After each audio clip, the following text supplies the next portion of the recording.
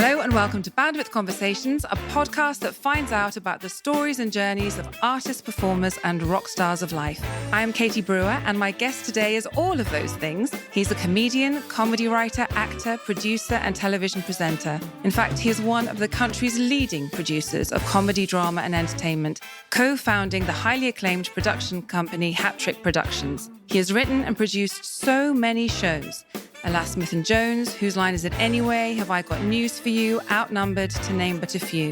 In 1999, he won the BAFTA Alan Clarke Award for his creative contribution to television. In 2003, he and his then-wife, Denise O'Donoghue, were listed in The Observer as two of the 50 funniest people in Britain. He is an ardent supporter of Everton Football Club. He is also chairman of the wonderful charity Classics for All, and it was at a Classics for All event where I was lucky enough to sit next to him and found his journey from state school to reading classics and French at Cambridge to being one of the funniest men in the UK and one of the leading producers in this country. Not only fascinating, but inspiring. Sadly, being a woman of middle age, I remember being captivated at the time, but now can't remember any of the details, so it would be like starting afresh today. I've been so looking forward to talking again to Jimmy Mulville. Thanks so much for being here today, Jimmy. So let's start at the beginning. Right. Please give us a flavour of your childhood. Well, I was born in Liverpool in 1955, so just before the 60s happened, although I wasn't aware of it. The year I was born, everyone burnt their ration books, and I was born into a what they call in those days a working class home. My mother was a waitress. My dad worked as a boiler operator in the power station in Liverpool. But unusually, I was an only child because my dad was one of 9, and the neighbourhood, Walton in Liverpool, there were large families. The kind of family myth was that my mother wanted more children, but her mother was killed in a car accident when she was 26. And that actually put her into a depression and she didn't have any more children. I have other theories on that. I think she probably had me and thought, that's enough of that.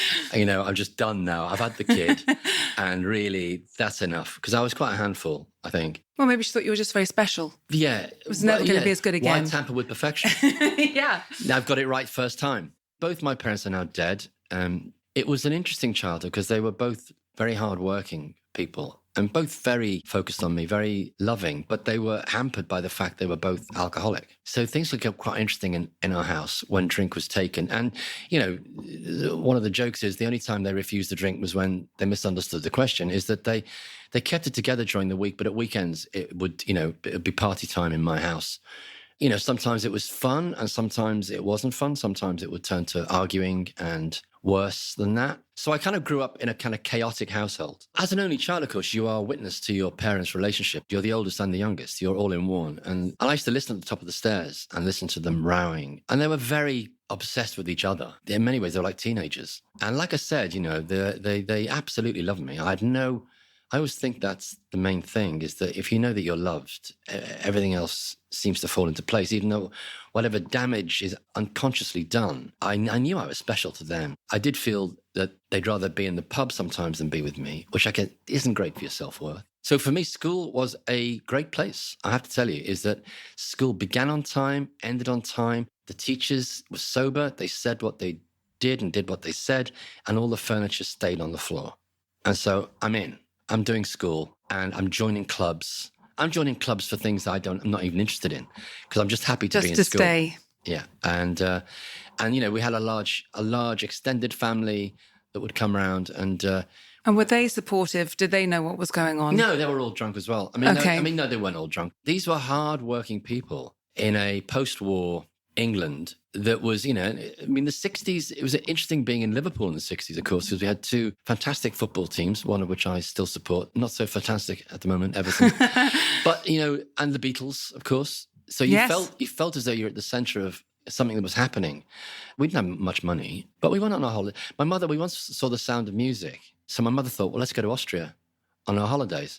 So the following year, we went on a coach to Austria. Have you ever been on a coach to Austria? I have, actually. It's a long way. It's a long way. Yeah. It's a long way. It's those kind of German stops to go to the loo at 3 o'clock in the morning that make you sort of think that maybe it was nicer to be home. And the allure of The Sound of Music quickly pales as you're into hour 18 of the coach trip and someone's been sick on the bus and you're putting bits of chewing gum up your nose to try and stop the terrible stench of the vomit. As I said, my grandmother was killed in a car accident. So my grandfather just appeared on the doorstep one day and decided he was going to come and live with us, which would have been fine, except I don't know if you've ever seen Derry Girls, the show we made recently. I haven't seen that. No. Well, there's a dynamic in that family where the grandfather lives with the family and the son-in-law and the father-in-law just don't get on.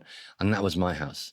So my grandfather was worked on the docks, and I didn't get on with him either. And he was a kind of very selfish man in many ways. But again, a product of where he was from. My father was incredibly bright guy. He won a scholarship to a Catholic direct grant school called St. Edward's in Liverpool, but wasn't allowed to go because his father said, you need to get a job. There's one of 9. Well, you're one of 9 kids. You need to go and earn a living and bring some money into this house. So my father joined the Royal Navy when he was 16. He said to me, in order to get his own bed. So my dad grew up with that kind of rage of a man who, highly intelligent, uneducated. I read somewhere that the son or the child lives the unlived life of the parent. And so for me, he drummed into me, education.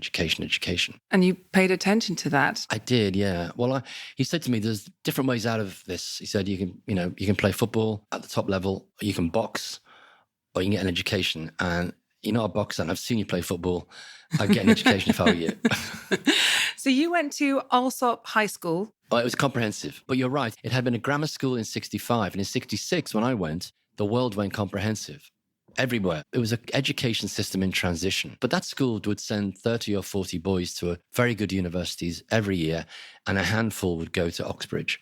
I went back to Alsop a few years ago, and as part of my job with Classics for All, I wanted more than anything to see classics being taught in the school where I was taught it, where it opened doors to me that would never have been opened, and into a life that I would never have dreamed of living. I always joked that I went to Cambridge, and I met people who I just thought were so different to me. And I judged, if you were posh, I'm not going to like you. And in the end of it, I had to admit some of my closest friends were privately educated. And it's a great relief to realize that people have backgrounds that they're not responsible for. They're born into those. And then I always say to my own children, just ensure that people meet you and not where you're from. If they meet you and they experience who you are, that's a good start. They can find out where you're from. I went back to the school, and the headmaster looked at me rather forlornly and said, I'd love to get Latin back on the curriculum, but first I have to make this school safe, because this school now was on a list of failing schools and it had lost its way. It's underfunded. It's in one of these trusts. Some of these trusts, there's many, many schools. They get stripped down to the bare minimum. They're run by these chief executives who are paying themselves hundreds of thousands of pounds. And, the children aren't really heads anymore. They're kind of middle managers who are managing decline. So it was very depressing to go back and see that the school now is failing. And it wasn't failing. It was a wonderful place. And I met some fantastic teachers. I'm still in touch with one of them.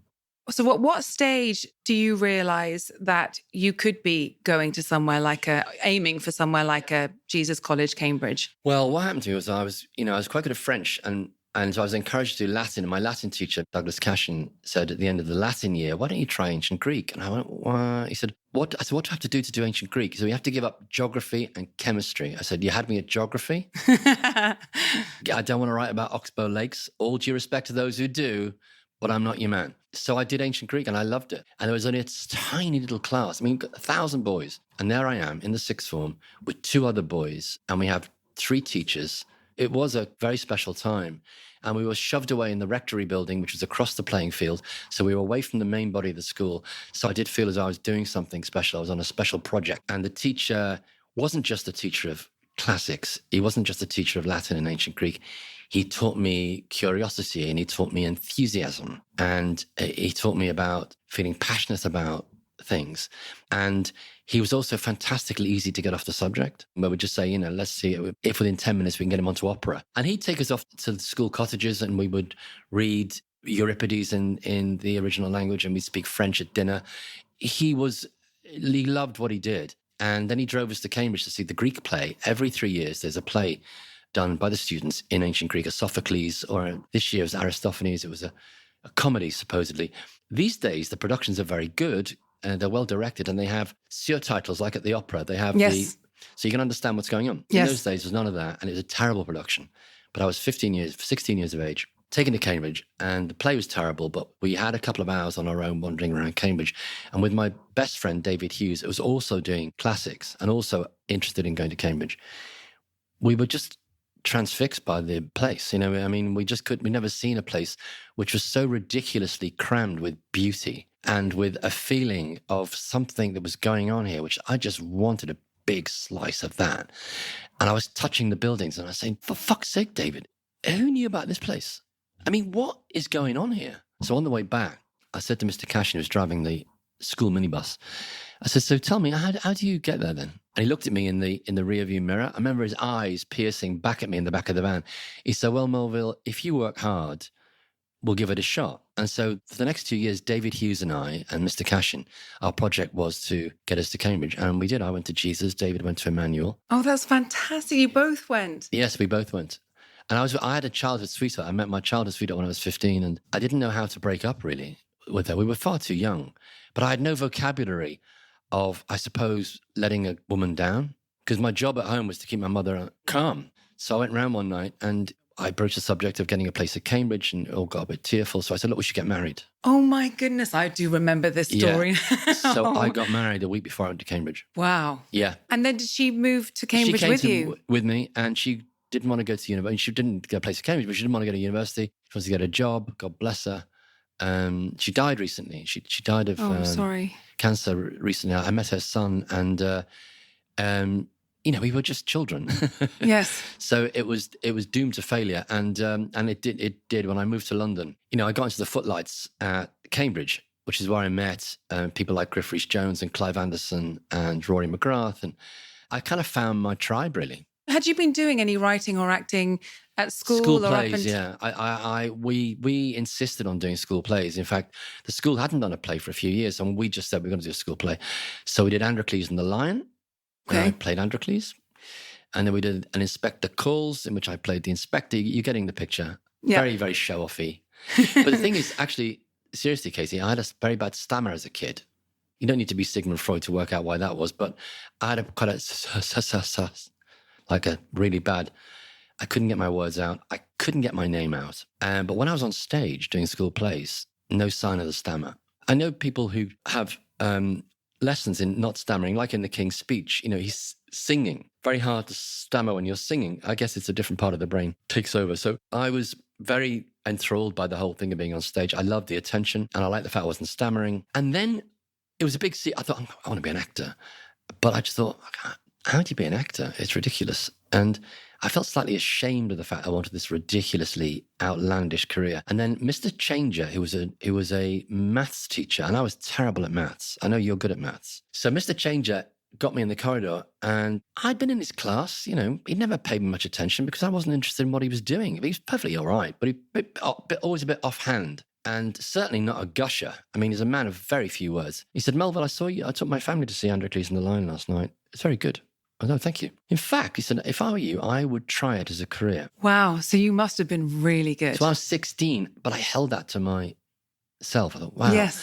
And then when I was 17, Mr. Cashin decided to take his small group on this trip through Italy and Greece in the summer holidays. So we would check off all the greatest hits, Rome, Pompeii, Athens, Delphi, the Peloponnese, Mycenae. We'd check them all off, go and see them. And that would enrich our experience and also, our application and all that stuff. And then at the same time, Ken Loach, the film director, came to my school. He'd just done a film called Kes, which was this film about a young boy in the north of England. His modus operandi is that he works with real people, and he puts them in his films, and he works with them. He's a very brilliant guy. And he turns up with Tony Garnett and his assistant called Victoria Ash.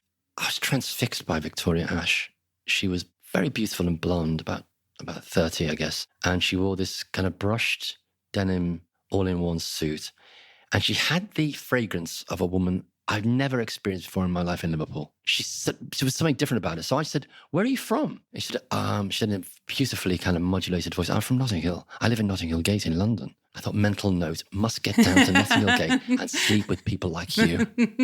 And we improvised some scenes for Ken Loach. She was doing a film in Liverpool written by a writer, I think, called Jim Owen, about a young man who leaves school at 16, gets a job in a carpet factory and has his first sexual experience with a woman who's twice his age. So I'm doing the improv with my friend David Hughes, and then I get called to the Stork Hotel in Liverpool. I'm there all day. I'm not an idiot. I'm thinking, this is going quite well, actually. Yeah. And they're bringing other people in to be the mother and the father and the uncle. And cut a long story short, Tony Garnett comes round to me. We didn't have a phone. So he came round to the house and said, we'd like Jimmy over the summer to be in the film. Oh my gosh, it's amazing. I loved the idea. My dad said, will it interfere with his education? My dad just thought they were some kind of sex trafficking ring or something. I don't know. I mean, he just is so suspicious about the whole world of show business and films.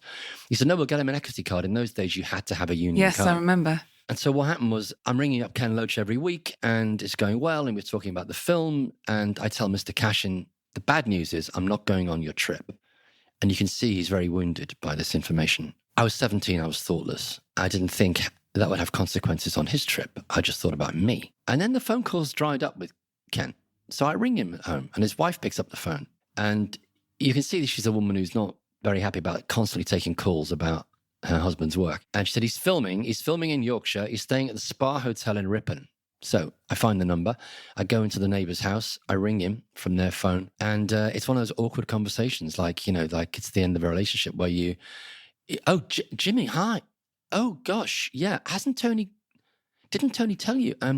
Only the funding, you see, the BBC and Columbia Pictures were doing the film, and it's suddenly now I'm having an out-of-body experience as he tells me the film isn't going to get made. In a language I didn't understand. Now I understand it because I've been doing it for long enough. But that's actually not that hard just to have told you that anyway. And he said he thought Tony was doing it, I guess, and Tony thought he was doing it. But the humiliation of not...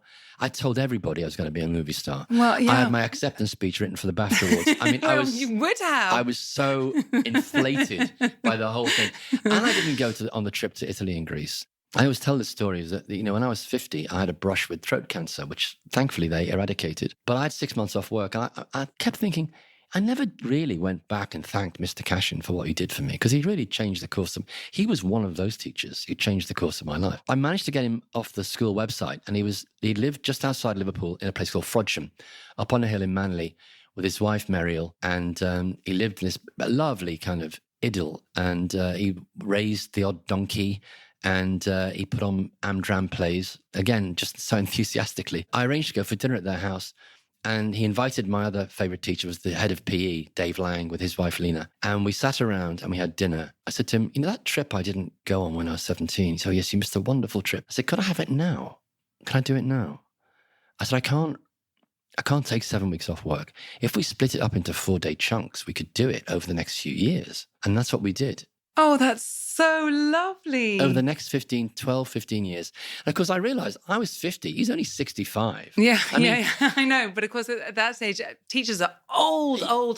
He was as old as God when I was 15. And on the steps of the Pantheon, we talked, and we talked as men. Yeah, we didn't talk as pupil. He made me call him Doug, which I found uncomfortable to begin with, Mr. Cashin to me. And he talked about his difficulties teaching classics in a shrinking market where he was forced into the private sector. The headmaster of Liverpool College didn't like the subjects. In the end, he left teaching early and left him with some questions over his choice of career, which I was so happy to say on the steps of the Pantheon. If I hadn't met you, Doug, God knows what would have happened to me, because I wasn't the easiest of kids.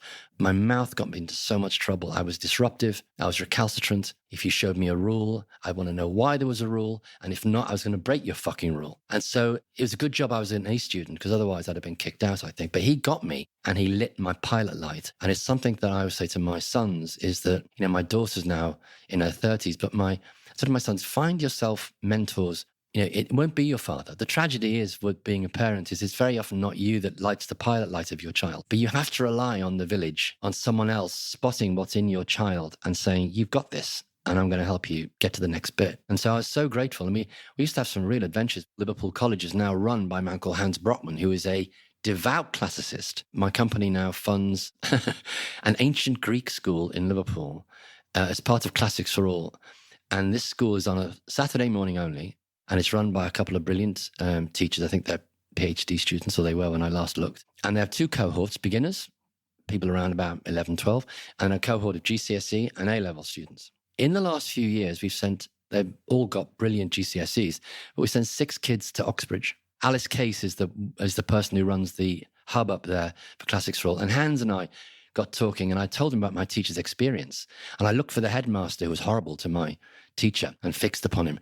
And we were talking about Mr. Cashin, And Anne said, well, we're actually thinking of reviving the classics library because we've got thousands of books about classics, but they're specialists, so we can't put them in the ordinary library. So we're going to dedicate a classroom. We just need to refurbish it. I said, well, if we help you with the refurbishment, can I ask you that you call it the Douglas Cushing Library? And that's what's happened. That's what they did. And I said, it's partly in honor of my old master, but the inner Scouser in me, it's also it's a fuck you to that headmaster. That his name will be above the door and not the headmaster. Not that one. Yeah. That's excellent. Going back to Cambridge, at what stage did you then go back to acting? Because you joined Footlights, but not initially, did you? No, in the first year I was so terrified. I auditioned for a couple of things at the Footlights and got in the chorus. And I remember Clive Anderson auditioning me, and he was with his girlfriend, and I auditioned in his room in, I think it was Trinity. And he was doing the crossword, and I didn't make much of an impression. I go walking with him now. We go walking once a year with me and Griff Rhys-Jones and Clive Anderson and Rory McGrath and Peter Fincham, who used to run ITV and BBC. He used to play the piano in the Footlights. And our little group, our WhatsApp group's called Walking with Dinosaurs. And it took me a year, really. I did go to the ADC squash, the Freshers Week thing. And up on stage, there was the third year running the Amateur Dramatic Club. Fair enough, second year student, you get it. But there were two first year students who'd only been there a week like I'd been. But there they were on stage as the first year representatives. And a part of me was quite jealous. I thought, how did they manage to do that? And the truth is, I think, and I've seen it in my own life, my children were privately educated, is that they had a confidence that I didn't have. One of them was called Peter Bennett-Jones, who went on to run Tiger Aspect and become a huge kind of force in the entertainment industry, and Nicholas Heitner, who became Sir Nicholas Heitner. Oh my gosh, yes. So those two, aged 19, were up on stage encouraging their cohort to come and join the ADC. I didn't have the nerve. And at the end of that year, I hadn't acted all year and was fretting about it. I didn't have any confidence. Lots of confidence at school. Suddenly I'm a little fish in a very big pond. And I knock at the door, I open the door, and this guy says, I want to speak to Jimmy Mulville. Well, again, my protective inner Scouser wants to find out who you are before I'm going to reveal that. Because in my neighbourhood, you just thought, well, I said, and who wants to speak to him? So he said, my name's Stephen Alexander. I'm Emmanuel. And a friend of his, David Hughes, says he's got an authentic Liverpool accent and he can act. And I did. I had a strong Scouse accent, which over the years has kind of flattened out. And I said, oh, yeah, it's me. He said, well, do you want to do I said, yeah, I'll do it. Whatever it is, I don't care. And I did this role as a comedy. And I had a long monologue in it, which is a very funny monologue. In the audience was a young man called Charlie Shaughnessy, who had been given the production in the first term of the second year at the ADC. And it was The Entertainer, written by John Osborne. And the main role in that is Archie Rice, who plays the comedian. And he said to me, I've just seen you. Would you like to play Archie Rice in The Entertainer? So I played Archie Rice, the Entertainer, and then from the back of that, President of the Footlights was in the audience, and I got asked to be in the Footlights. I eventually got into the groove of things. You ended up becoming president as well. I was president in the end, yeah. And in 1976, our summer review, which was like the big review at the Arts Theatre, was directed by Douglas Adams, who was about, within years was going to write Hitchhiker's Guide to the Galaxy. And the first night was 4 hours long. Douglas didn't know how to cut anything. And Nick and I were in the show. And literally whole rows were getting up and leaving at once.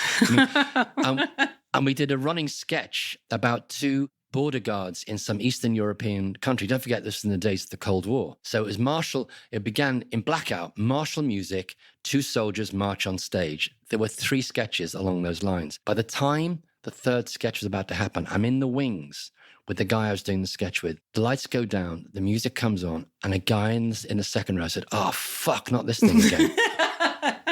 That's really off-putting, isn't it? That's very demoralising. So Nick and I had a meeting with Douglas the following day, and we cut 2 hours out of the show. It was a fantastic education being in Footlights because you were rigorous in the end about cutting things, about cutting it down, making it sure this lean running orders, what fits where in a sketch show, which then stood me in good stead because my first job in television was producing Alas Smith and Jones, which was a sketch show.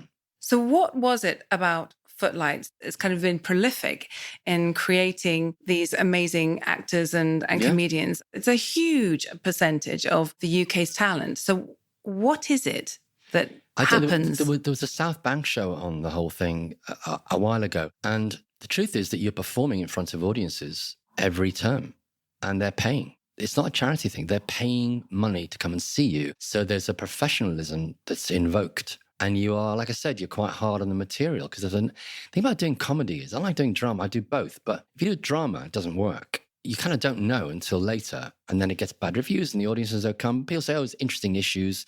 I thought her performance was very good. If you're doing a comedy, it doesn't work. You know immediately, no fucker laughs at you. I know. And it's the loneliest place in the world, right? So you're there. It's brutal. And no one's laughing at what you just said. It's quite shocking in a way. So you have to develop a hard pad. So I think there's all that. It's a pressure cooker. It's quite competitive. Were you all writing and performing? Rory McGrath was the genius writer of my generation. He would write some brilliant stuff. I was more of a kind of script editory type. I mean, I'd have the odd idea, but really, I would never class myself as being a kind of star writer. But together we would have ideas. We would ingest our experience and spit them out as sketches. So we watched a lot of daytime TV as a student. We do sketches about daytime TV.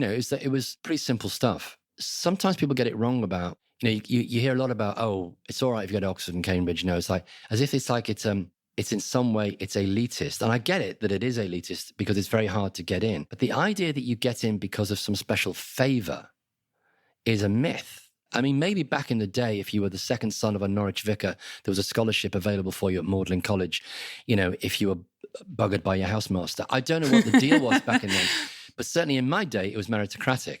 And my old college, Jesus, now is 80% state, 20% private. So you've got a lot of very bright people there, and they're all in one building and they all want to be funny. So they've all had the requisite amount of psychological damage as a child to want to be in comedy in the first place. It's quite an angry genre. People don't understand this, but people in comedy, they're quite angry about a lot of things. I mean, we would have terrible rows about which joke went where.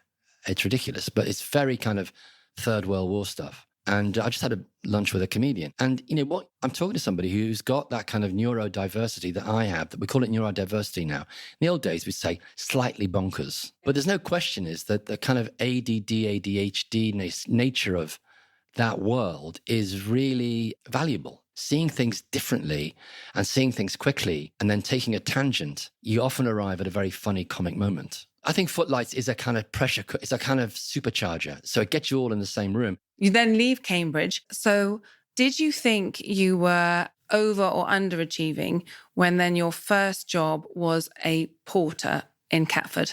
I wrote to every theatre company in the country. In those days, theatres had their own repertory companies, small acting troupes that would put a play on every 3 weeks. And I got one reply from the Marlow Theatre in Canterbury saying no. So my friend David rang me and said, look, we're renting a house in Catford as a spare room. Do you want it? It's 10 quid a week. But sure, I had no money, so I had to go and sign on for the first time in my life. I'd just left Cambridge University and I was signing on. I didn't really care though. It was unlike these days. I think there's a lot more pressure on young people these days. Anyway, so I'm in line. I get to the desk and this world-weary, poor woman behind the desk says, name, what kind of work are you looking for?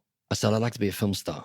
She said, well, not much call for that around here in Catford. They do want porters in Lewisham Hospital. I said, okay, I'll take that. So I was called a student because I had just been a student. So I was called a student. I was there for like 9 months. And the thing is that I did enjoy it. I enjoyed the people. You know, the doctors and the nurses, some of them are about my age. And I did that thing that you do if you go to Oxford and Cambridge. It's a terrible thing you do. You probably do it. You weave into a conversation that you went to Oxford or Cambridge within the first 25 minutes of meeting somebody. So it's just gently woven in. And the one thing I didn't want these doctors to think, that I wasn't as well educated as them. Right? Yes, that's totally understandable. Yeah, I felt very, I thought it was very important. So, but I don't know how good I was as a porter. They used to play tricks on me. My first dead body I took down to the mortuary. They used to play this trick on, if you're a rookie, if you're a virgin in the mortuary, another porter would go down to the mortuary, go inside the mortuary. And what you had to do is open the door of the mortuary where the fridges were and reach for the light inside the room to put the light on before you went in. Nobody wanted to go into the mortuary in the dark. Silly, I know, but nobody did.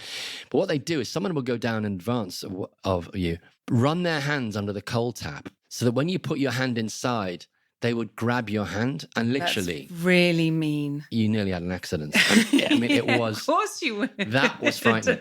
The thing is, I knew I wasn't going to be there forever. And I got a phone call from a man called Ian Davison, who's a script editor of The Two Ronnies, which is a big hit show, sketch show on BBC at the time with Ronnie Barker and Ronnie Corbett, who, for your younger listeners, were the biggest comedians of the day. He said, do you want to come to the BBC studios and watch a recording? I said, yeah. So I went to see Ronnie Barker in a sitcom he did called Open All Hours. And I meet the great man in the bar. It was a rite of passage, which was demystifying this whole thing. I can be in a bar having a drink with Ronnie Barker. I know. How amazing is that? He's on television. I've seen him. So, and he was very nice. And I said, oh, it was really funny. Thank you very much. He said, no. He said, nice to meet you, young man. And I said, I particularly like when you messed up your lines in the first scene. And you went, oh, bugger. And the audience laughed. He said, I do it every week. He said, it relaxes everybody. I've messed up my lines. I tell people it's all right to make mistakes. We all laugh. We're all human beings. We're all trying to get it right in the end. I thought, what a great life lesson. Yeah, that's so clever. Isn't that like? And so 25, 30 years later, I've got Greg Dyke doing Have I Got News for You as the host. And he's pacing up and down outside, looking very nervous. And I said to him, look, I said, if you mess up in the first 5 minutes, just say, oh, bugger. And they'll laugh at you and they'll think you're a really great bloke and everyone will relax and you'll relax. He went, okay, great. So anyway, I'm watching it in the box. Lo and behold, first 5 minutes, it's quite a difficult show to do. He makes a mistake. He says, oh, bugger. Everybody roars with laughter. Greg Dyke, ex-DG of the BBC, said, oh, bugger.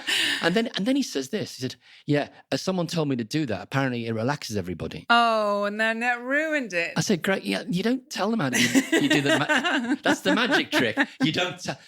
That's why he was behind the camera for most of his life. So I got involved with Ian Davison, who gave me some money to write some scripts. I reached out to my friend Andy Hamilton and said, do you want to do this?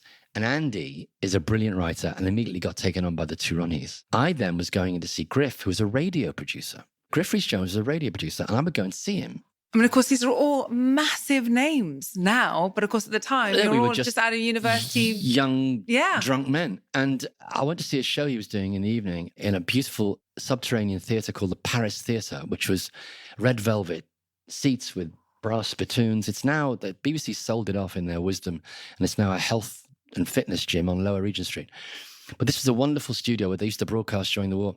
And I didn't like the show. And I was in the pub afterwards, the captain's cabin, and I was sounding off about, in those days, everybody was entitled to my opinion. And this older guy, again, he seemed old to me. He's probably about 40, wearing glasses and a suit with a tie. And he was taking issue with what I was saying. And I was really giving him, both barrels. And the following day, I go and meet Griff for lunch. And this guy pops out of the office.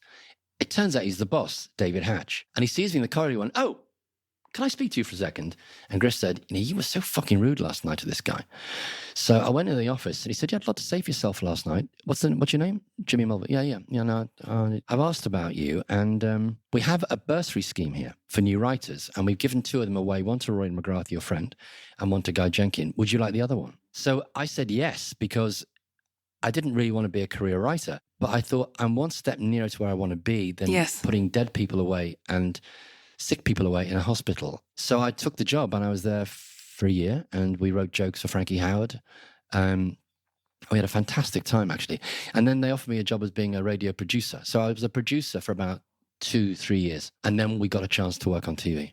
That was my entree into the business. It was completely and utterly by accident. It was a sliding doors moment. And the truth is that would I have got into the business? I'm sure I would have done, because I did want to do it. So I was open to opportunities. And it was about that time that my father died, very ill with a neural disease called transverse myelitis, which is like a poliomyelitis, and it affects the myelin sheath around the nerve endings, and it infected him, and he was paralyzed. And he got paralyzed during my finals, and my mother wouldn't let on. I kept saying, where's Dad? I want to tell him about the exam I took today. Oh, he's doing a double shift. Oh, he's out. And then after my final, I said, Mum, I've taken my last exam ever. I had a bottle of champagne in my hand. And she broke down and said, your dad's in hospital. I'm, what? She said, he took ill about 2 weeks ago and he told me not to tell you. So I had a beaten up old car, which they bought me for 100 quid. You could literally see the road through the floor of the car. It was that rusty. And when you were braking, you had to brake 50 yards before you wanted to stop. You had to pump the brakes and coax it to a stop. It wouldn't stop. No such thing as an emergency. So it was a dangerous vehicle. I go up there to Liverpool and I go into the hospital ward, and it's 10 o'clock at night, and the staff won't let me in. I'm incredibly rude to them, I'm afraid. And I kind of break through the barrier and I go and see my dad. And he's paralyzed. So I go to shake his hand. We didn't really hug, but he couldn't move his hands. And he looked so ashamed. I have an echo of this when I got cancer. It's very interesting. I don't know whether other people have similar experiences. I felt ashamed that I had cancer. I felt in some way that I wasn't invited anymore. I was being asked to leave. It was an odd feeling. And anyway, I could see in his face he felt unmanned in a way and weak. He came out of hospital. He couldn't work again. He was an invalid. And his feeling came back, but he couldn't really walk that far. He couldn't drink. And I don't think he could function in any way, in the way he wanted to function. He couldn't work again. And he loved working. So almost a year later, he hanged himself. Oh, my goodness. So I got that news almost at the same time as I got the job at the BBC. So I was being propelled into my new life. And I also got divorced around about the same time because... Was that to your first wife of the university? Give me a break. I'm not going to get married twice between 19 and 23 years of age. Losing the track of time. I'm not some kind of Bluebeard where I just line them up, marry them and divorce them. No, I couldn't stay in that marriage, and I decided that I needed to go on the journey of my life, and so I started off at the BBC, and I got a flat in London and embarked on this kind of my 20s, which had fantastic ups and downs, but my drinking began to get out of control, and then I brilliantly introduced cocaine into my life, which supercharged the whole thing. So by the time I was 33, I'd crashed and burned, and I was being wheeled into a rehab. When you look back at that now, I mean, there's a huge amount of trauma in your life, but is it the pressures of the industry or is it peer pressure? There are lots of theories about it. I mean, clearly both my parents being alcoholic, a lot of it in my family, I think. When you're 18, when you're a 13-year-old kid and you write what I want to be when I grow up, no one really writes I want to be a drug addict and an alcoholic. So, I don't know when it happened. I don't know when I crossed the line I couldn't get back over. I don't know. But I knew that by the end, I was sick and tired of being sick and tired. I was just sick of myself. I said to my then wife, I did get married again, to Denise O'Donoghue, with whom I set up Hattrick. And she set up Hattrick, really. She was a fantastic businesswoman and a great producer. And she corralled the whole thing and got Rory and me and Jeffrey Perkins kind of into shape. And, she helped me to get into recovery. And sadly, I went into recovery to protect the marriage, really, because I didn't want to lose the marriage, because I was, But you were still working throughout all of this. It wasn't that you couldn't function. Well, strangely, the year I got into recovery, I'd done 3 TV shows. I'd been in Who Dares Wins. I'd been in Chelmsford 1, 2, 3. Yep. And I'd done a series of a sitcom called That's Love on ITV. You were working a lot. I'm doing really well, but inside I felt terrible. I felt hollow. And so it's interesting. I spoke to the director, Matthew Warkus, who'd done Present Laughter, I think it was, at the Old Vic, the Noel Coward play. He did a new version of it, which was just brilliant. And I wanted to turn it into a film. I had a Zoom call with him towards the end of one of the lockdowns. And he summed it up. He said, not that I was a household name, but I was being stopped in the streets and stuff like that. I thought I was inflated, a legend in my own lunchtime. And he said, I wanted to investigate in this, because the play, for those who don't know the play, is about an actor who is a very famous, brilliant actor, but he has a real ennui and he's very self-destructive and he sleeps around. He ends up being unfaithful with his best friend's wife and he just doesn't like himself very much. And he said, well, I wanted to investigate fame as trauma. And I think a lot of traumatized people go into this business looking for some kind of healing and some kind of affirmation, but it's still there. That early, it's an overused word, but I know doing ancient Greek, trauma just means wound. It just means wound. So we're all wounded, every one of us. You don't get out of this unscathed. It's whether you can get the kind of help or healing to clean the wound out, and that the scar, because there's always scar tissue there, which is fine. It's if the wound is still livid and it festers. And there's an expression I heard, which is a rather wonderful one, that my reaction to things, if it's hysterical, it's historical. Oh, that's so interesting. If I haven't dealt with something in my past, it's that awful word. I don't like the word at all, but triggering. It rekindles the embers are lying around in the bottom of the psyche or the gut, and suddenly just it waiting. Happens, up it comes.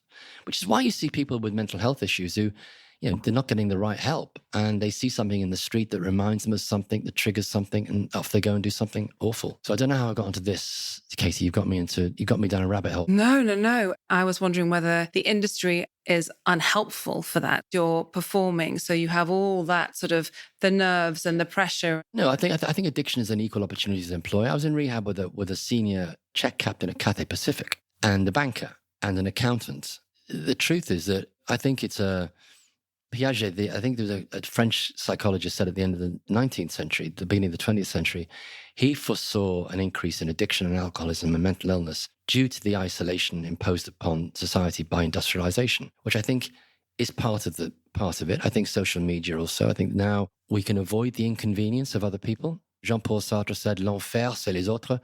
Hell is other people. But it's important to rub up against other people. You know, someone once said that people get married to have children and for the friction. In those relationships, you find out a lot about yourself. You may point the finger at the other person, but really there are three fingers pointing back at you. And the more inconvenient your life is, I think the better you are at dealing with those interpersonal interactions. But these days we can avoid it by Ocado and by, not by Instagram, by you have a virtual life, but you don't rub up against, you're not in a queue. You don't have to talk to somebody. But some of my most interesting conversations have been with strangers on a train or in a queue, where you just suddenly get into a conversation. Or I hate parties. So I usually find out, eyeball somebody who's looking a bit forlorn. I walk up to them and say, do you hate these things as much as I do? They breathe out and then we have a really nice conversation. Yeah. Once you get into rehab, how easy is it? Everybody gets sober in the end. Some people have to die. And I was lucky. Like I said, I had pressure from Denise. She saved my life. If you don't get into this rehab, we're done. And then sadly, I come out of rehab and 5 years later, our marriage falls apart because that happens too. That happens too, is when a couple goes through a major shift like that. That happens, but we're still really good friends. I mean, they carried on working together, which is incredible. But we have a great understanding because we come from very, very similar backgrounds. So we have a shorthand. Life's about timing, and the timing was wrong. Getting in the rehab was very important. Having a breakdown in the rehab was very important. Getting honest. In the end, I had this carapace of humor, aggression, deflection. They said, come in for a few weeks and we'll try and sort you. I was in for 13 weeks. I couldn't ask for help.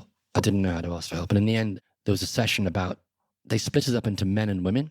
And I thought, we're going to talk about sex. And we didn't. We talked about childhood. And this old man called Brian, who was a very posh guy, he was chairman of a company. He lived in Bognor Regis. He talked about his dog. His father had his dog put down when he was 7. This man's 70 now. So it's like 60 years ago.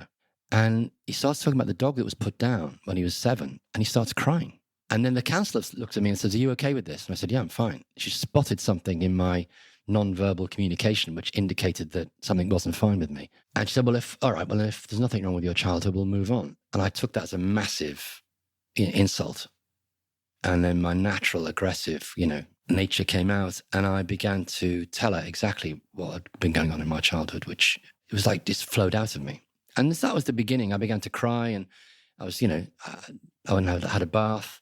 I sat in the bath and I thought, I just don't want to feel like this anymore. I want to start being honest about how I feel about things, who I am. And so that's what I did. I got into what they call recovery. What does that look like? I get help. I don't talk about it because it's an anonymous thing. I have a lot of help. I have some great friends who are also in recovery. I met a man called Tim Mellors. Tim was in advertising, a huge job in advertising. And I heard him once speak on one of these evenings, and he talked about his own journey, and he got so angry about something, his glasses flew off. And I thought, I'd like to be able to be that honest in front of people. I'd like to tell people how angry I am sometimes about something that's happened, rather than bottling it all up. My whole family are from an Irish background. They were not, that Englishness of, you heard the joke about the Englishman that loved his wife so much one day he nearly told her. Yeah. I didn't want to be that guy. I wanted to be someone who was, had more access to how he felt and didn't feel ashamed about. He felt frightened. Every day I feel frightened about something. Every day I feel angry about something. It's normal. But this thing about, you have to kind of pretend that you're shitting strawberry ice cream all the time is nonsense. And I asked him to be my mentor. That was 33 years ago, and he saved my life, really. He knows everything about me. And that's very valuable. As a man, I think, the men don't do a lot of that kind of talking. No, they don't. Fortunate. Women talk quite a lot, but men really don't. Yeah, well, Tim and I always say we're very comfortable with our female side. So we just talk. And a couple of I went out for lunch with him and a friend of mine, Ian, and we just sat around and, we're all of a similar age. And we had a real, a laugh. But we also talked about things that trouble us.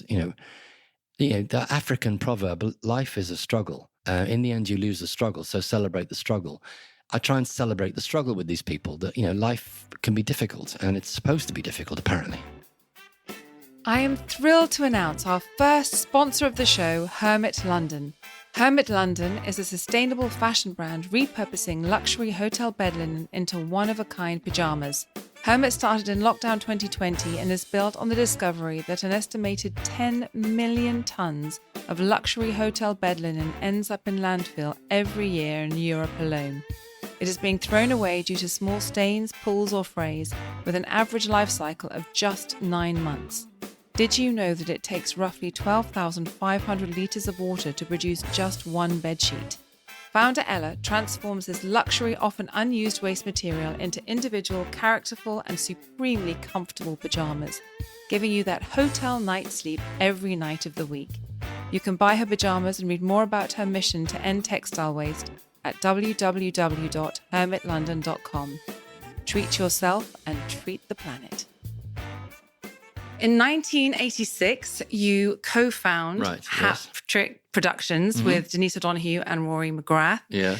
And Jeff Rawle, who was on the show. Yes. And he was the lead actor in one of your shows, Drop the Dead Donkey. He was. Amazing actor and top person. Anyway, I said I was interviewing you and he said of you, which I will read, said, Jimmy Mulville is very lovely, very funny and very down to earth. Andy Hamilton once told me that Hat Trick started with a desk and a telephone, but the office wasn't theirs and then neither was the desk nor the telephone. Is that Correct. true?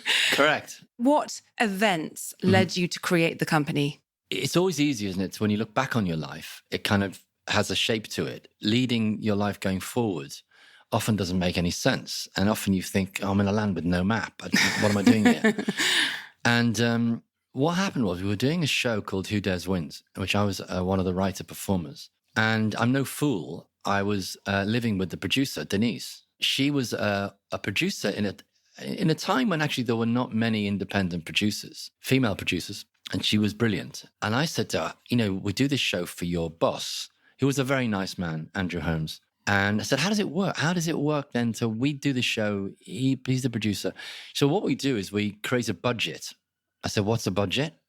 She said, well, it's how much the program costs. All right, yeah, so like a budget. So, yeah, it's like a budget. We build in the profit into the budget. So it's a margin. I'm learning all this stuff, right? I don't know what she's talking about. And so the margin is the profit. And then there are overheads about how much you run the business. So you have the overheads and the margin, and that's how you make money. And I said, well, why can't we do that? And she said, well, we could do that. Not that I knew what I was doing. Yeah. By the way, people I work with now will tell you I'm full of great ideas that I've got no idea how I'm going to do them. and that's why I'm surrounded by really brilliant people who do know what they're doing. She said, well, we can maybe think about that. So she was the person really who got us together. She thought of the name Hat Trick. It's such a great name. Well, Rory and I are both very keen football fans. He supports Arsenal. I support Everton. My team just about still in the Premier League. His nearly won the Premier League. And Denise thought, oh, well, they like sport. And Hat Trick, there are three of us. And it feels like it's got a kind of brio to it. It's got a kind of confidence to it. So, and we worked out the logo. We thought, a man pulling a rabbit out of a hat. And so I said, what about a rabbit pulling a man out of a hat? That'll do. And so she went to Andrew Holmes, actually. And he was so gracious.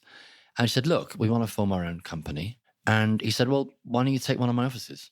So we basically borrowed an office from Andrew and his wife, Di. And we had one room, one desk, one, in those days, it was a computer, a rack for costumes. We sold our first show, which, as I said, was Chelmsford 123, which is a show that Rory and I wrote and were in. And it was set in ancient Rome, in Chelmsford, in 123 AD. We thought, what was the most unlikely place for the Romans to have a fort? And we thought it was Chelmsford. And bizarrely, you don't believe this, during the filming of the first series, archaeologists discovered a Roman encampment, a Roman town in Chelmsford. And they found this fort and the whole thing. It was so weird. Life imitating, well, you couldn't call it art, but what we were doing anyway. So that was our first production. And our deal was, we'll do the show, and if nothing happens, we'll shut the company down. And then I got asked to be a performer in the radio version of a show called Whose Line Is It Anyway? And I turn up, and Lenny Henry's the other guest, and Stephen Fry and John Sessions are the kind of main guests, are the main players with Clive Anderson. And it's in the radio theatre, and it's terrible. I'm just awful at it. I can't do it. I've seen you in the pilot for the television show, and you were anything but awful in that. You were brilliant in that. In the radio version, I may have said hello, and then thank you. Stephen Fry and John Sessions and Lenny Henry and I were looking at each other going, what? It's like being invited to your own car accident. And but what I did spot with my producer's hat on, not that I thought I was a producer in those days, to be honest, but was that I thought this would make a good TV show. So I said to the producer, have you pitched this to a TV network? He said, the BBC TV entertainment department have had it for 6 months. I said, well, they'll sit on it for another 6 years, because the way they move in the 80s was kind of like a tectonic plate. Mm-hmm. And I said, why don't I bring Channel 4 down next week? Because I'm actually working at Channel 4. So I brought the Channel 4 entertainment department down to a BBC studio, and they sat with me and they watched another episode of Whose Line, which had 4 people standing at mics and Clive behind a desk, exactly what you see on television. And is that the one that you were in, that I saw? Okay. No, because it was a radio show, and Channel 4 loved it and said, we want it. And so they bought the series and Whose Line Is Anyway was our first huge hit, I think, which we made in 1990. It's such a brilliant show. And I would imagine of all the things that you do, whether it's drama or comedy and a sketch comedy, to stand there and have to come up with something in that moment in front of people. I think I'd pass out, which is why no one's asked me to do it. Well, you never know. I mean, that's the other thing, is that they're teaching now, apparently improv is being, we got Neil Malarkey, who's a very well known within the improv world. Neil came along to do a kind of away day for Hat-Trick about 15 years ago. And we took the whole company, about 50 of us, and we played improv games. And he says businesses are using improv with their teams, because improv is about you saying something and me supporting you, me saying yes and not no but. And how many meetings have you been in where you've put forward an idea and people have just said, yeah, but, and they've shut you down? Because any new idea, it's like an embryo. It needs to be nurtured and grown, and then you examine it, you look at it, especially any fresh idea about comedy. It's easy to put down. It's easy to destroy it. It's not going to work. So improv, I think, is now being used as a tool for people to grow in confidence and to be more collaborative. It's an exercise in collaboration. It's a hard gig. When you look at Josie Lawrence and Paul Merton and people who really know how to do it, you give Josie Lawrence, sing a song in the style of a Andrew Lloyd Webber musical, and the subject is a bollard. I know, she does it. And then she does it, and honestly, there's no rehearsal. There's absolutely no... So that's it. That's the first time she's heard of that. You see, it wouldn't work if there was a rehearsal, because what would these people with their brains... talk about neurodiversity. The way their brains work is doors open at a speed and at a frequency which is not normal. It's a superpower. If it was in any way premeditated, those doors wouldn't open. That show, which ran for... It's still running in America. It's still running in America. So it's been on for 34 years somewhere in the world. Yeah.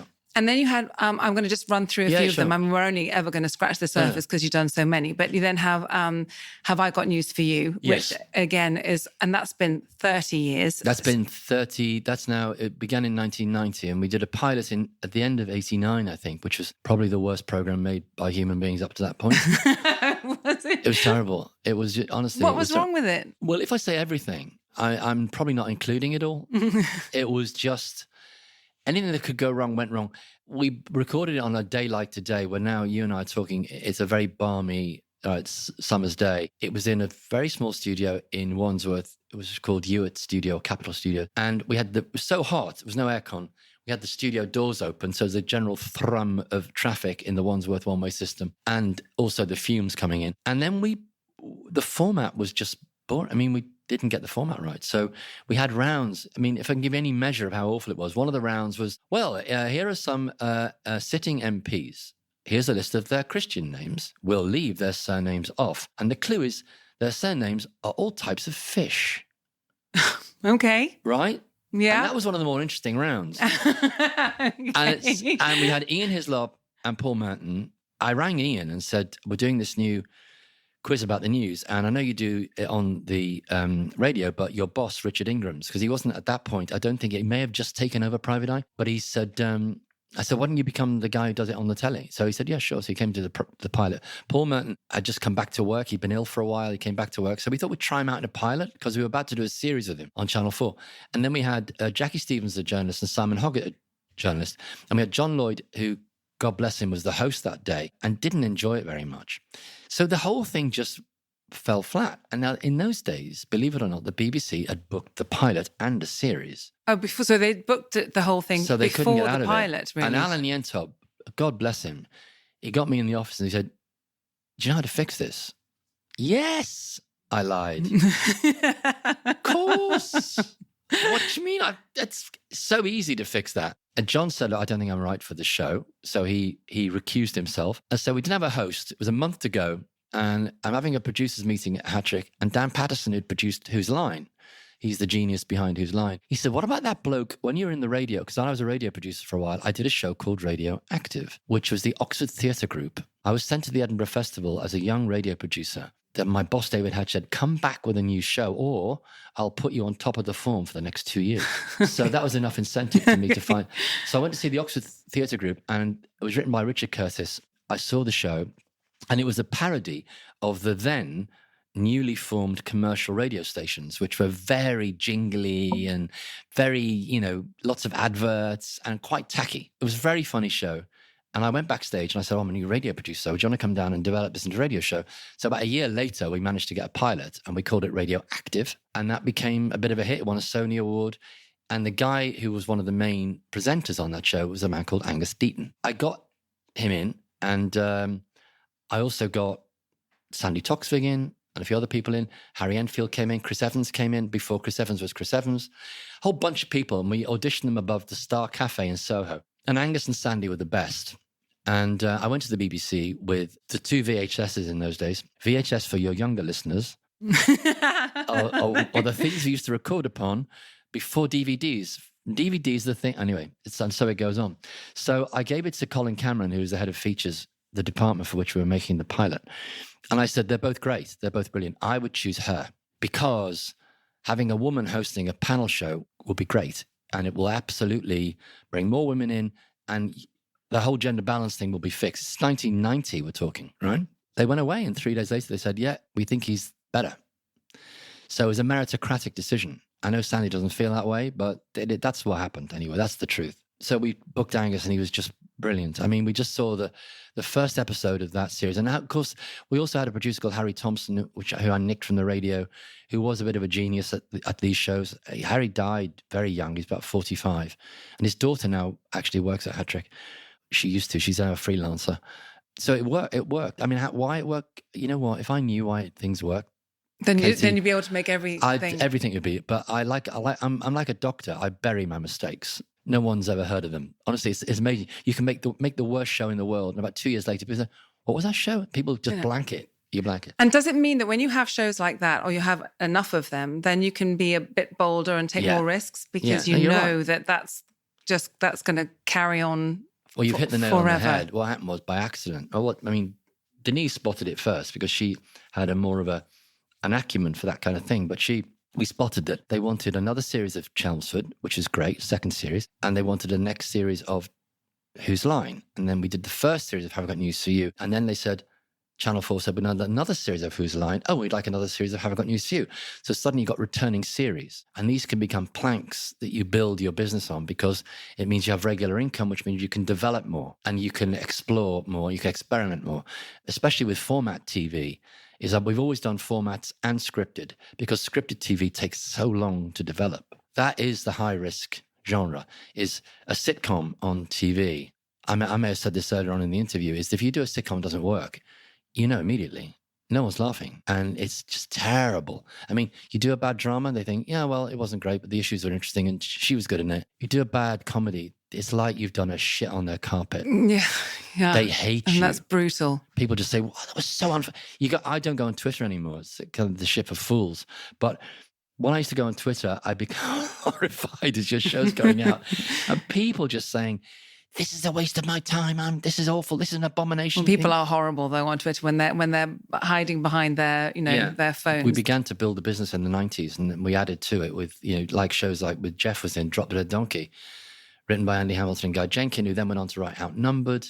Okay, which I also want. Yeah, well, I actually want to talk about both of those because Drop the Dead Donkey. Well, for starters, 30 years on, all the original cast and Andy Hamilton and Guy Jenkin have come back and written a show, and they're touring the country, aren't they? Starting in January. Would you? Can you ever imagine that would happen? That's great. No, but we start in Richmond in January. Andy and Guy have written a brilliant script. It's about them all getting back together again to do some, god awful, news channel. Things have happened to them in the interceding years, which we catch up with. When you read a script written by really good writers, it really is a pleasure. And I've been very lucky in that sense. I've worked with some fantastically good writers. For Drop the Dead Donkey, you would have a new piece of news on Wednesday morning, say, and then Wednesday evening, they'd be talking about it in the show. So how can you do that? Well, what you do, Andy and Guy would write the body of the script. So they'd write all the relationship stuff, who was falling out with who was getting, and the three main plots would be written before the week. Then they'd leave gaps. It would be a conversation between two of the characters at the water cooler or at the desk saying, what are you going to do about the Gordon Brown? Oh, well, Gordon Brown. Da, da, da, da. So we drop in probably, I don't know, I can't remember accurately, but a few minutes. It will be a dusting of topical jokes in the show. But what's amazing is then it gives the whole show a flavour of being entirely topical. And so you'd be hard pushed to write a quality sitcom in a week. Although later on in their writing careers, we did a show called Ballot Monkeys. Which is like a pop-up. It's like almost the equivalent of a pop-up restaurant. It just popped up as an opportunistic comedy show running up to the election. And basically we had 3 buses. For Brexit, we had 4 buses. We had the UKIP. But for the election, we had the Labour, Tory and Lib Dem. And Andy directed one. I directed Lib Dem. Guy directed the Tories or the other way around. And we basically, they were writing it overnight and we were shooting it on the campaign buses and giving it to the editors that day who were all knitting it together to go out that evening. So that show was actually all within 24 hours, yeah. And you have to choose actors who can cope with. So, we had actors like Ben Miller, they can cope with it. You throw it at them, they'll look at it, fine, let's do it. And they do it. Mm-hmm. Wow. Outnumbered. Right, because okay. I have to say that is one of our favourite, you are outnumbered. Yes. We are outnumbered. And basically it was us. And I was always that mother that was really embarrassed while everyone else's children were behaving really well. It was just incredible. But did you know at that moment it was going to be so good? It was a sort of pioneering series because those children just... was it all scripted or did the children just kind of do their own thing? Question you just asked, I know that you're never supposed to do that, are you? That's all right. I'll give you an 18-pronged answer. Okay, because I go off in all kinds of directions. I don't talk in a straight line. So it began with Andy Hamilton writing a show called Bedtime Stories, which had a brilliant kind of format. Andy had the idea that the bedroom is the most dramatic room in the house. It's where relationships are often initiated, ended. You get a phone call in your bedroom. It's often dramatic. You can have conversations which you wouldn't have outside of that room. So it's true. Actually, as a place, for a venue for drama, it's not bad. So we had different people in different bedrooms. And in one scene, a little girl gives a cup of tea to her dad, I think there was a scene. And Andy just used his daughter, Isabel, because he thought it was easy. It's like, I'll bring her in and she knows me and it'll be fine. And in the edit suite with Steve Tempier, Steve said, oh God, who's the kid, And I said, it's my daughter. He said, oh, she's really good. She doesn't act like normal stage school kids. She acts normal. So, she's talking and picking her nose or looking bored or, stumbling over what she's saying and then drifting off and not concentrating and just being a kid. Yeah. And it's like a worm in Andy's brain and or the sand in his oyster. And he and Guy sat down. They're both fathers of 3 children. And they pitched me this idea. And they said, we want the children to behave naturally. We're not going to over-rehearse them. There'll be no read-throughs. We're not going to turn it into a big thing. Everybody on set will be heads of department, will all be parents. We'll know how to be around children. There'll be no one shouting, action, quiet on set. It'll just be nice and relaxed. And we'll just feed the children in. And it'll all be very natural. So I called up the BBC. And Andy and Guy are big writers. And they were interested. But they said, well, what's special about it? And I can understand their question. It's like, it's not a great pitch. It's like, well, it's a couple bringing up their children and it's about the inadequacy and the pain of being a parent. It's about, have I just damaged this child for life by saying that moment? And it took me a year to sell it to the BBC. Really? Yeah. And I don't blame them because it literally is. And they'd done an iteration of a single camera family comedy the year before that hadn't worked. Well, there are so many family comedies, but nothing like this one. Well, and my argument was, because one didn't work, you can't say this one won't work. You can't ditch a whole genre of comedy because one iteration of it just didn't happen to land. So in the end, we came to an agreement. I said, well, why doesn't Hattrick put some money into this? And then the BBC put some money into it. And we'll give it to Andy and Guy to go and shoot something to show you what they mean. So they went to Guy's house. They cast the children. That was the main thing. It was getting the right children, Tiger and Daniel and Ramona. The charisma in those kids. I mean, in little, she's not little anymore, but, Ramona. How old was she? She was 5. She was 5. And we shot it in Guy's house, and they shot about 15 minutes. Now, so I'm in New York now. I was with my wife. I was in New York, and they FedExed the DVD over to me. So we're getting ready to go out, and I put it into the hotel room DVD machine. I asked for a DVD machine, put it in the thing, and I was getting ready to go out, and I was like in that position where you got your knee up because you're putting a sock on, right? And I realized that 15 minutes, I stayed in that position because I thought I was completely transfixed with what was happening. But here's the other thing. I wasn't sure what I was looking at immediately. I thought, God, I can't take my eyes off it. And I was giggling. But a bit like when I said looking at Ricky Gervais's Office, it was something similar but so different. My brain took up, and then I thought, oh my God, this is genius. So I sent it to Peter Fincham, who was running BBC One. And he said, oh God, I see what you mean. And I said, Andy and Guy, you've shown them what you mean. And I do think, I learned a lesson that very often going forward, what we did is instead of just talking to a broadcaster or showing them a script, is putting something on tape.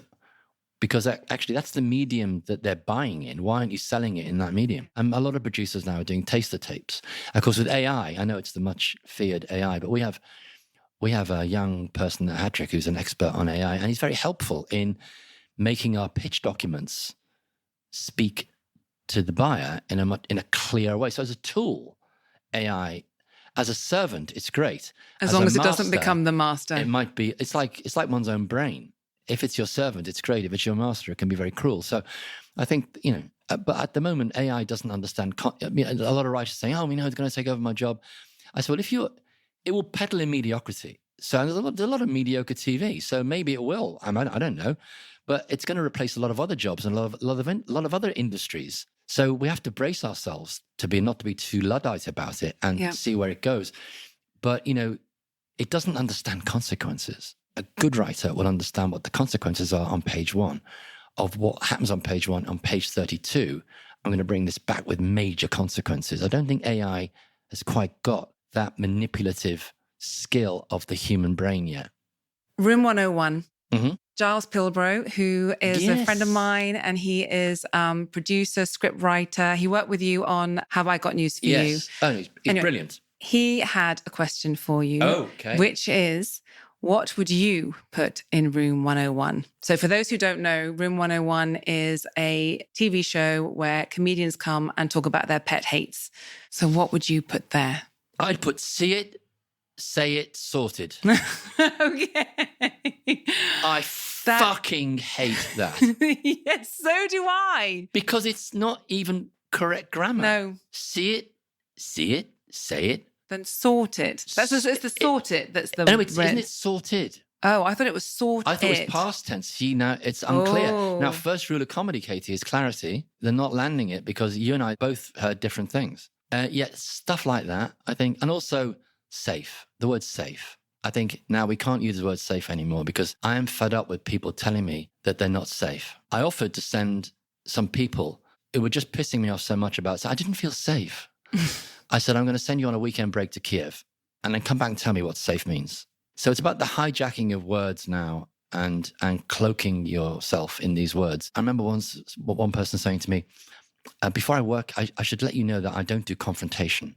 And I said, well, that's the most aggressive thing I've heard all day. I said, that sounds like the clarion call of a tyrant. I said, well, don't worry. I can do both ends of the confrontation. So don't worry about it. But there's that kind of thing of people, that kind of victim. I don't know if you saw a recent South Park where they did Harry and Meghan's worldwide privacy tour. I read about it. I didn't watch it. And it's brilliant. And in it, there's a brand manager who's helping the kids form their personal brand. So outgoing, happy, loving, victim, fun, cheerful, helpful, victim. Every single brand had the word victim in it. Yeah. And so That's true. We're all a bit, that's where it's all going. I think if you wake up in a bed in England, globally, you're ahead of the game. There's a very good book called Factfulness by Hans Rosling, who's a Swedish statistician. They gave it to Jack, my youngest, when he was going into lockdown, age 16. And it's a book about stats. And at the beginning of the book, he asks you 13 questions, and they're all about the state of the world. He says, if I give this to a group of chimpanzees randomly, they get 3 right. You know this being a mathematician. I got 1 right on the state of the world. I was way off. And he explains in chapter 1, if you were way off in the quiz, like how many people are vaccinated in the world, how many people are educated in the world, how many people live in abject poverty in the world, you're probably way off because you get your information from the media. And the media are only interested in extremes, the best, the worst, the richest, the poorest, the lowest, the highest. Most of us live in the middle, he said. So abject poverty, I put 25%, it's 12%. It's still too many people. It's still 1 billion people, for goodness sake. Yeah. But it's not what I'm thinking it is, you know. And similarly with, you know, the average age of mortality, I put as 60. It's 70, apparently, globally. So his premise is that the world is getting better. I know we don't believe that. And there are big challenges along the way. He said, the world's getting better, but terrible things still happen in the world. I've taken that to heart, that, you know, we shouldn't feel too victimized by what's going on. We should try and embrace it and see that's our, you know, where is your fear, there is your task, Carl Jung said, is that if that's where you're frightened, then why don't you try and solve the problem by taking action on it rather than sitting with it from it. Yeah.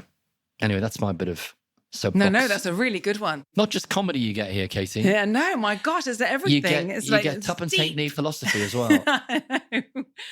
Having gone through your journey and looking back to the young Jimmy Mulville, who was being a bit mouthy at school, but wanting to stay at school because a bit worried about what was going on at home, and having this incredible success. And you touched on having a dip or two along the way. You must have had some moments where you just thought, wow, I can't believe I'm here. Could you describe one?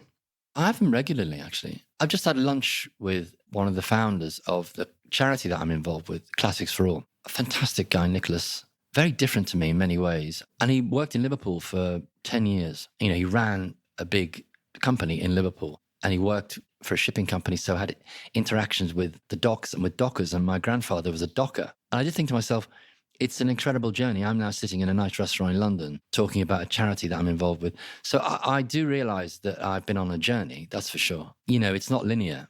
You don't want a linear life. You want a life where, you know, Carl Jung once said in his 70s, the great psychologist of the 20th century, him and Freud, they fell out, of course, that he looked back on his life and he said, yes, I planned things. And yes, some of them went right. Often they went wrong. But the most important things that have happened to me were the things that were totally unexpected.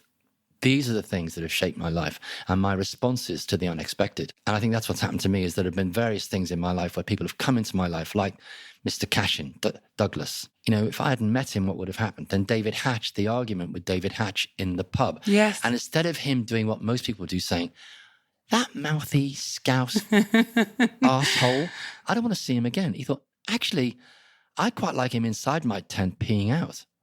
That's what I'm like. I like people. I want people at Hattrick who are healthily disloyal to Hattrick. Right. So we don't all drink the Kool-Aid. You know, and I'm getting a bunch of new people into Hattrick who have never made television before. And their job is to create new things without being overmanaged by old people like me. I'm not at all religious. I don't really believe there's somebody up there in the sky getting me a parking place. But I do believe I'm involved in an experiment. And it's a unique experiment, and it's me. And one day the experiment is over. So I might as well invest in the experiment as much as I can. And like I said at that thing that we met, you know, I invoked everybody to be reckless. And I said, when was the last time you were reckless?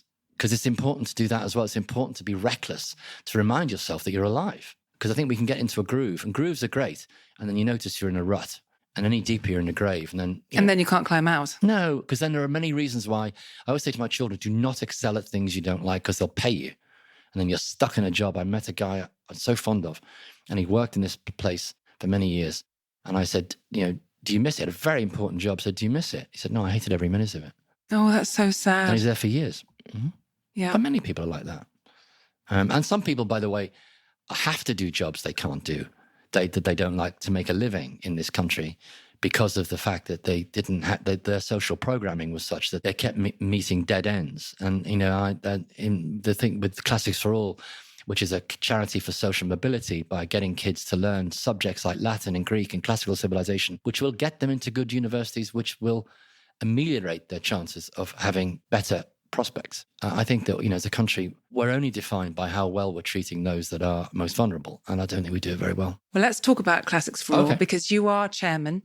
And I wanted to come up with some stats because I think it is an incredible charity. And its mission, as you say, is to put classics back into the curriculum for all schools as the kind of the ultimate aim. And at the moment, I think it's 25% of state schools are teaching it, whereas in the independent sector, it's 75%. The mission statement, which I will read, is it aims to raise the aspirations and build the cultural capital of young people from all backgrounds by teaching them about the ancient world. And over the last 12 years, Classics for All has trained 3,000 teachers and has worked with over 180,000 pupils. I couldn't believe that number, between 7 and 18, in over 1,200 schools, introducing them to all things classical, Latin, Greek, classical civilization, and ancient history. So some people would argue, what's the point in learning a dead language? What's the point in learning about something that happened so far in the distant past?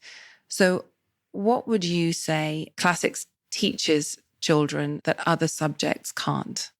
I kind of think it's not that what classics can do. It's the idea that it's not offered to people from state schools, as you pointed out in the statistics. There's a deprivation on the curriculum, which the private sector enjoys. And I think there's an inequality there. So there's that.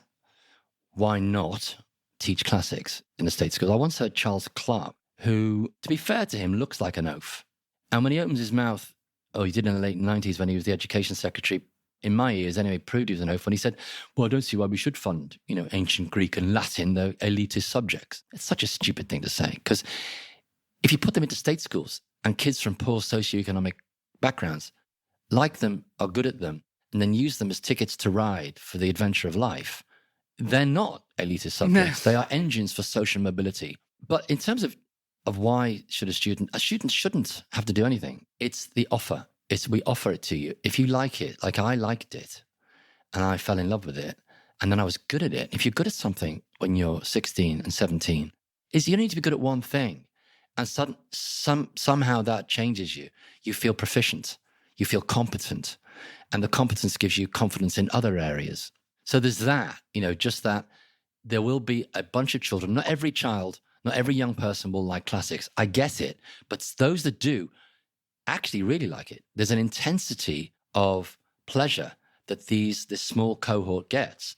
And, like I said, in my old school, Allsop, Mr. Cashin, because he was such a brilliant teacher, but he was the guy who would send the kids to Oxbridge. In his subjects, they'd go to Oxbridge and they'd go to other universities. But he was the one who was always hitting that bullseye year in, year out, and changing people's lives. That transformed the trajectory of my life. I want that for other children. I have a personal experience of how it works. Like at the first gala dinner that we did, it was in the Goldsmiths Hall in the City of London. It was the epicenter of all that is capitalist and all that is old school, old Etonian, Tory money. And there I am, the chairman of classics in my black tie. And I said, look, if you get any more demonstration of social mobility, you've got a Scouser here, who's the son of a waitress and a factory worker who's actually trying to fleece a room full of posh people of their money. That's what classics gives you, is that kind of social mobility. What the fuck? So for me, it's just a no-brainer, is that why wouldn't you just put it into state schools? And it's like gardening. You see what happens. Just see what happens. Don't prejudge it. There's a great quote by an American writer called Hubert Spencer saying, nothing is more contempt prior to investigation will keep a man in eternal ignorance. If I'm contemptuous before I've investigated it, and of course, I can do that easily. I can say, oh God, I'm not going to watch that film. It looks terrible. But the truth is, if I'm like that in my life, and a lot of people are, and it's normally a fear, is that they won't discover the pleasure of something because they're contemptuous of it to begin with. Like Charles Clarke was contemptuous of it because he'd probably never done it as a subject. And he was probably feeling a little bit kind of that they look down on me, those people. And by the way, if you want to be good at classics, you have to work hard at classics and you have to be a bit clever. So yes, there is an elitism to it, but it's not based on how much money your parents have. It's what rests between your ears. Yes. And that is not legislated for by economics. That's birth, genetics, the food you're eating. It's the things you're reading. And that can come from any walk of life. I mean, Dennis Potter did a brilliant McTaggart lecture at the Edinburgh TV Festival, which I never go to anymore because it's just too ghastly. A lot of people talking about television for 2 days. I'd rather be on the beach. But he did this speech where he was dying of pancreatic cancer. He'd named his tumour Rupert Murdoch, which I thought was... Talk about having a sense of humour in dark moment. Yeah. He called John Burt, who was running the BBC at Dalek. He didn't pull his punches. His dad was a miner in the Forest of Dean. He would listen to the wireless and he'd hear these voices coming out of the wireless. He called it the wireless, the radio. And they spoke in a way that he'd never heard these things spoken before. They told him of ideas that were new to him. And they described a world that he didn't know, but he wanted to. And when he was 14, his English teacher said to him, Potter, if you work hard, I could help you. You might get a scholarship to Oxford to read English, if you're up for it. He said, I readily agreed. And then he said this. He said, little did I know in making that contract with my schoolmaster that I was saying yes to that world and making it virtually impossible ever to get back home again. And I'm in this hall full of these hard-arsed people in Edinburgh. I start crying because I'd never heard it put like that. But that's exactly what happened. It took me a long time to get back to Liverpool. When I decided to say yes to Cambridge, I was going forwards. And for a while, I tried to reinvent myself without the Liverpool part, which is impossible. And I feel ashamed of it now because actually, what was I thinking? I was on a lost journey. But we all do it. We all do it. Yeah. Yeah. And my father came down once with my mother. And of course, they drank a lot. And I was drinking a lot. And my friends were drinking a lot. So it wasn't that egregious, but he went missing. He was in the pub 1 minute and then he was gone. And so was a group of my friends. I had no idea where he was. So I'm now wandering around. I'm thinking, well, maybe he's gone back with Dave. Is it Emmanuel? So I'll go back to Emmanuel College. So I'm wandering around Emmanuel College and I hear out of Stephen Alexander's room a very familiar voice singing Danny Boy, my dad. And so I wind my way up the staircase, this 16th century creaking staircase, open the room to people. In those days, everyone's smoking. With all my mates from Cambridge, all my mixed friends. I mean, lots of posh friends, lots of not so posh friends, just my friends. Like, who cares where they were from? Yeah. My dad on the table singing Danny Boy and all these young men just in the palm of his hand. Yeah, they must have loved it because that's not what their parents were doing. Their mum and dad didn't do that. No. So my dad was a real star. And of course, I clenched buttocks and really embarrassed he was singing Danny Boy. But, you know, it was instructive to me. And it took me, like I say, it took me a while to get back. I had to sober up first and get all that sorted out. And then once in my 30s, I decided to reconnect with my family. And I reconnected with my Uncle Gerard, who was the last surviving member of my dad's 9 siblings. And we still go to see, we got season tickets at Everton. He's now 86. But he reminds me of my father. He's as funny as my dad. Very, very deadpan. But I feel very connected now to Liverpool. I go back regularly. My son studies up there. My sister's up there. I'm trying to get a school going up there, a film and TV school. This is like a proper sixth form academy that we're trying to get going for film and television for people who live in Liverpool. Liverpool's probably is the most film city outside of London. And, is it? And the studios there that were built by the Liverpool Film Office under the aegis of the brilliant Lynn Saunders is full of productions, Netflix, Paramount Plus, BBC, but not enough local people work on those shows. And we thought, well, actually, there's a London Screen Academy down here for kids between 16 and 18 to get jobs, anything, you know, prop maker, writer, makeup artist, cameraman, props man, chippy, thousands. There are 80 jobs attached to each TV show. And they're well-paid jobs and it's a boom industry. So it's trying to, you know, I think vocational colleges, not that I did the academic route, but actually a lot of kids do not want to write A-level essays about Oxbow Lakes. And so I'm up and down to Liverpool a lot, and I love walking around Liverpool. There is that quote from T.S. Eliot, which I always forget, that we will, at the end of our exploring, we will come back to the original place, knowing it for the first time. And it's like that with Liverpool. I know Liverpool like the back of my hand, but I also reconnecting with it in a fresh way, you know, and I want to work up there more. I want to do more stuff in Liverpool. It's such a great place to shoot. That's so exciting. Last question. Okay. Given that you have spent your adult life in comedy, largely in comedy, most hilarious moment in front or behind the camera?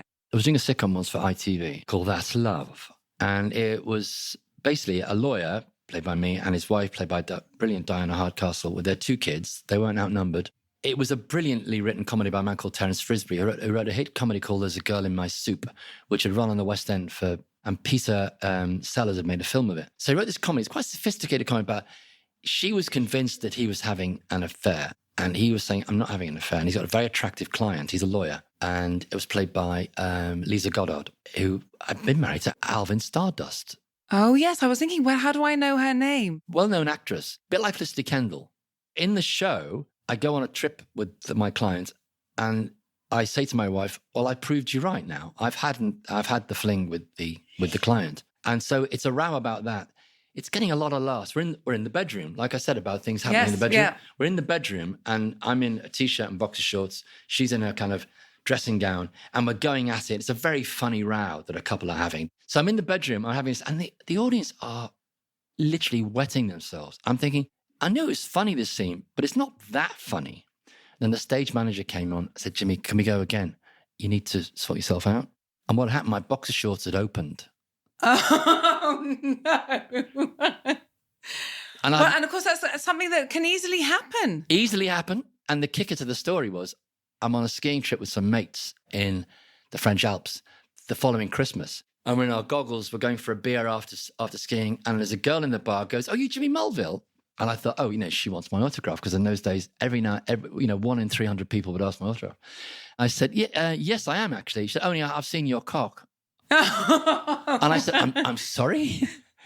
I'm thinking, do I know you? She said, I work for ITV and it's on the Christmas tape. Oh, no. They put it on the Christmas tape. Frigging Christmas tape, yeah. So that's mean. Was it the most hilarious moment? It was well, not necessarily for you, but for everyone else. It was certainly memorable. Was up there. But the truth is that you're always taken by surprise by what's funny. I always think that whenever we do a show, I'm always surprised by what the audience will... sometimes the writer won't even know. There'll be a moment which it'll happen between the actors. It's the high wire act of doing a comedy show is that I once did the Robert McKee course, the screenwriting course with my son, who's embarking on a career as a writer. And we attended the comedy session and he said, hats off to these people. This is the most difficult genre. If you don't get it right, it's miserable. And he said, they are the angriest motherfuckers I've ever met. So I don't know about that, but yeah.